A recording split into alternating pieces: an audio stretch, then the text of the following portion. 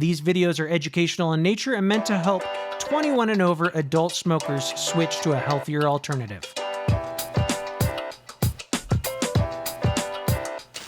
Welcome back to the channel, folks. I am Matt, and this is Vanessa. What's up, guys? We're back. Have another review for you. We're back.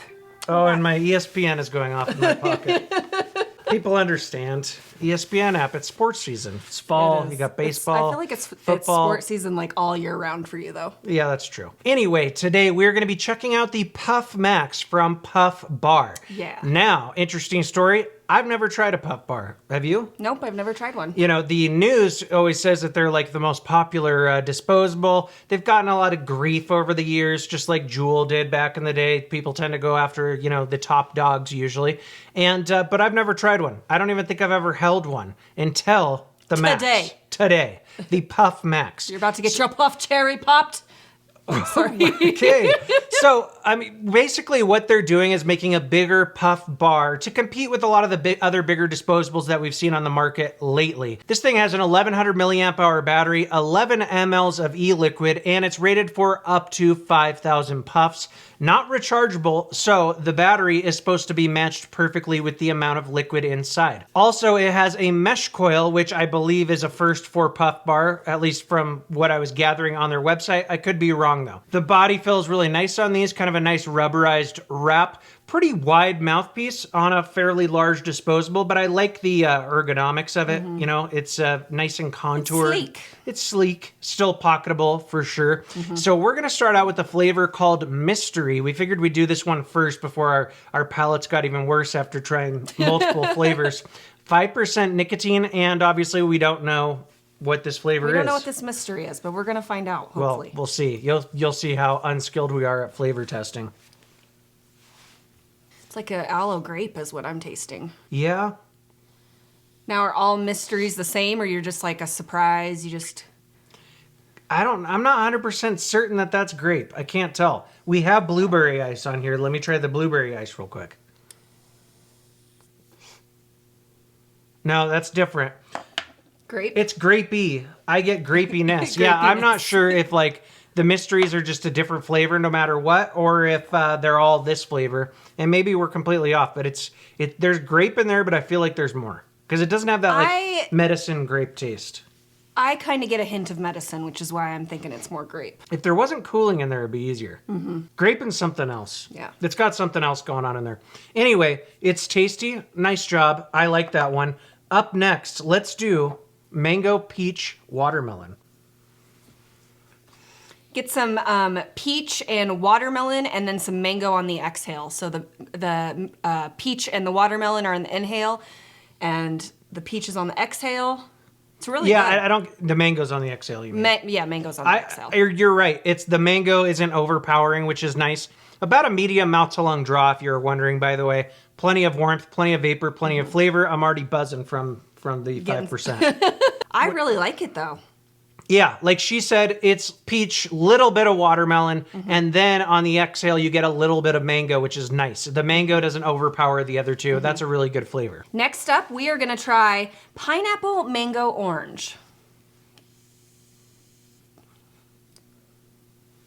I taste the pineapple and I taste the orange, but there's something weird going on. That's a little bit of mango. A little bit of mango. It's a little bit of mango. I like that. You don't like it?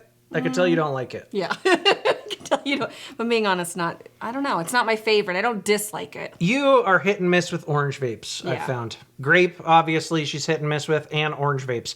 I like it. Pineapple and orange on the inhale. Tiny bit of mango on the exhale. A lot like the last one we tried, where it's just a hint of mango. They're not overpowering the mango. And finally, we have blueberry ice. I like that one. It's just like a blueberry with a hint of ice. It's very nicely done. Simple but good. Yeah, they have really good flavors. It's a good blueberry. Tried to do a ghosted hail. No, it's good. It's a realistic blueberry. A little bit of sweetener in there, but it's not over sweetened. Then some cooling. It's a very nice flavor. So, how do you rate these? If I were to rate them, my number 1 is going to be the mango peach watermelon. Number 2 is going to be the blueberry ice. Number 3, the mystery. And number 4, the pineapple mango orange. See, I think my number 1 is the pineapple mango orange. Let me try it again. And my number 2 is the mango peach watermelon. My number 3 is mystery. And my number 4 is the blueberry ice, but they're all good to me. I could vape all these. You know, if I'm in the mood for cooling. I would say they're about middle of the road for how much cooling they're using. I've had some disposables that use less, some that use more. I'd agree. Middle of the road, which is perfect, which is what I enjoy. So as far as any other pros and cons go, you know, they're not rechargeable. So the battery is meant to last with the amount of liquid. Some people like that, some people don't. Some people prefer to just be able to recharge it so they know they have a full battery, no matter how much liquid is left. That's up to you.